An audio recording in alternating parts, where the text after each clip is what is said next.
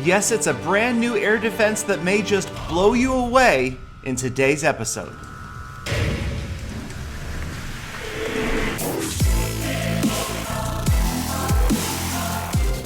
Greetings, fellow Clashers, and welcome. Yes, we had to crank up the dramatic music because it's the world premiere of the Air Sweeper. Yes, it's a brand new air defense, and there it is right there in action. That is a level 6 air sweeper, and the good news is the level 1 air sweeper will be available at Town Hall 6. The air sweeper does not do damage. It does just that. It sweeps units away, blasting air out from that giant bellows that you see in the bottom of it. And yes, it is adjustable. Now, it covers about 120 degrees at a time, but it has 8 settings, and you'll notice the settings do overlap a little bit. So you can angle it to cover specific areas of your base. It is certainly going to put a wrinkle in air attacks all the way down to Town Hall 6, so dragons at Town Hall 6 may no longer be quite so overpowering. It is going to change base design for Town Halls 6 through 10. And right here, we're going to take a look at exactly what it does to approaching units. And watch closely. You'll notice that no matter the size or implied weight of the air unit, they are all going to be pushed back at the same rate, but they will recover at different speeds. Obviously, the minions faster, then the lava hound, then the dragon, then finally the balloon. This could adversely affect balloon attacks dramatically. Look at how far that balloon is being pushed back and how long it is taking that balloon to try to recover.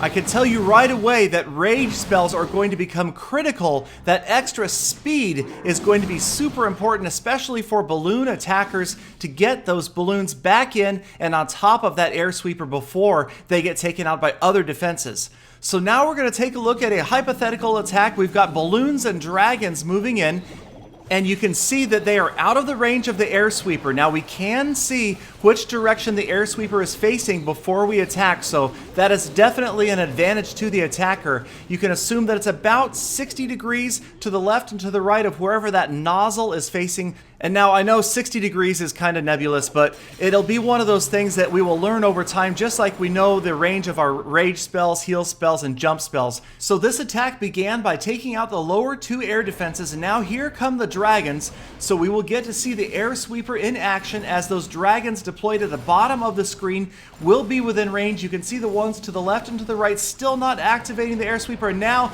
there it goes. It's going to grab those dragons and push them outward. I mean, at first glance, it doesn't seem like that big of a deal. I mean, it doesn't do any damage, just kind of fans them in the face with air like some sort of ancient Egyptian royalty. But that additional time that they're going to be exposed to defenses like Inferno Towers, X-bows, and Archer Towers, that is going to make a big difference in an attack. And finally, the attacker here has dropped a rage spell to help get those dragons in, and you can see it took a long time to get those dragons in on top of that air sweeper, and right there could have been the difference in this attack between a 1-star and a 2-star outcome. Now we're going to move on to another attack replay, basically the same attack but facing grounded X-bows, so the units will be able to get in further. But what I want to take a closer look at here is, remember when we were setting up the air sweeper that the settings covered about 120 degrees of coverage, but you'll notice that the blast of air that comes out is much smaller than 120 degrees. So finally, when it does go into effect, you'll see it's a very small radius right there, much less than 120, even less than 90 degrees. So with such a small area that the air sweeper affects at any given time, distracting an air sweeper might be a key to offense. Now, just like in the first attack, the attacker takes out that second air defense with lightning, but let's watch closely as these dragons are again deployed at the bottom of the screen.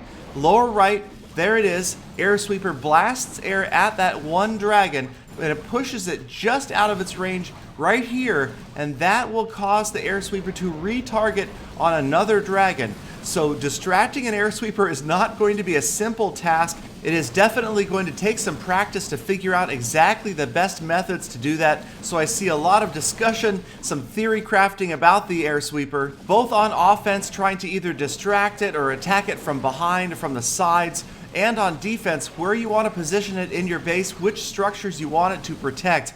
It is certainly going to be a challenge. So in this replay, the attacker ends up getting 2 stars, the Town Hall, and 50%, but that's really primarily due to the fact that the X-bows were set to ground rather than air and ground. But I do think this replay was useful because it shows us that limited radius of an individual attack from an air sweeper, despite the fact that it can be set to cover a larger portion of the battlefield. So let's go back and take a look at the air sweeper in a base. It is a 2x2 structure, so it's the same size as an Inferno Tower or a Tesla, so at least we won't have to completely redesign bases from scratch. We can just use it probably replacing a big bomb or where a Tesla is currently, move things around a little bit. So I think that bases will probably stay more or less the same, but the strategies in which we can employ that air sweeper, they're going to be vast. And so let's go ahead and take a look at another attack, and this time we've got some ground and air units, including a healer. And now this attacker begins by dropping the balloons at the bottom of your screen. And right away we can see the balloons are taking a longer time to recover because obviously they're slower than the minions. And there we see the minions are moving in front of the balloons in some cases. Watch on the right hand side.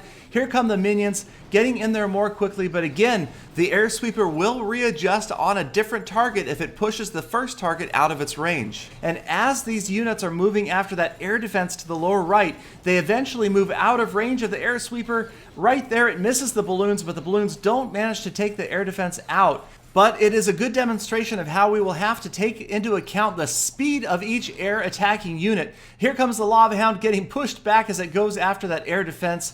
Really only gets hit once before it moves past the radius. So in that case, the air sweeper not having much of an effect. Now it's pushing back the lava pups, pushing back the minions. And you'll notice as those minions get blasted back, the X-Bow can go to work on them, as well as the air defense and the archer tower on the right. And those minions can't get through any of those structures before they are wiped out.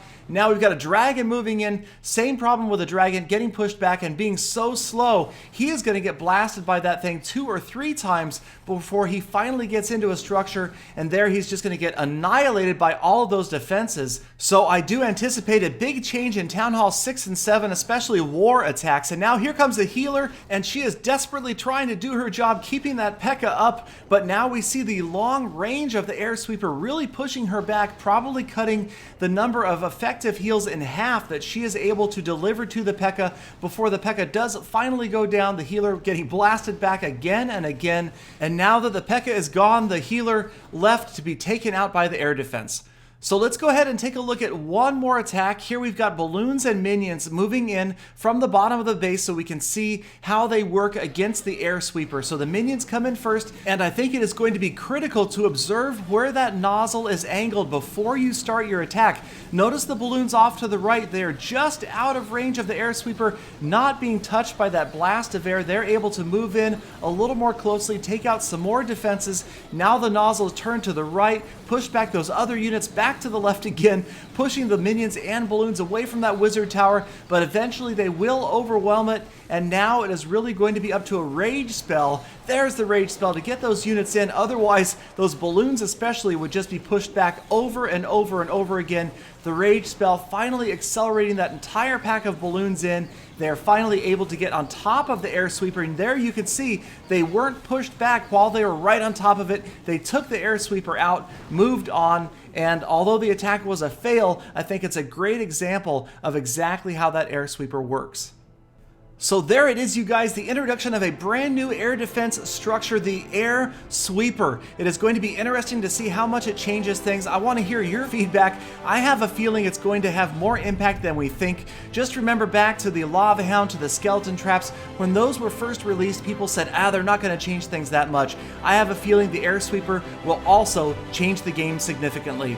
You can always count on Clash of Clans attacks for the latest update news. Check out my other videos, like, comment, and subscribe for daily Clash of Clans content. Join me on my quest to 5,000 trophies, and I will see you again tomorrow with more full attacks.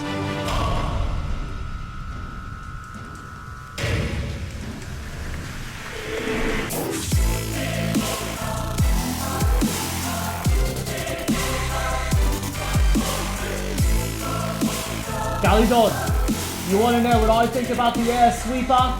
Do you? Well, I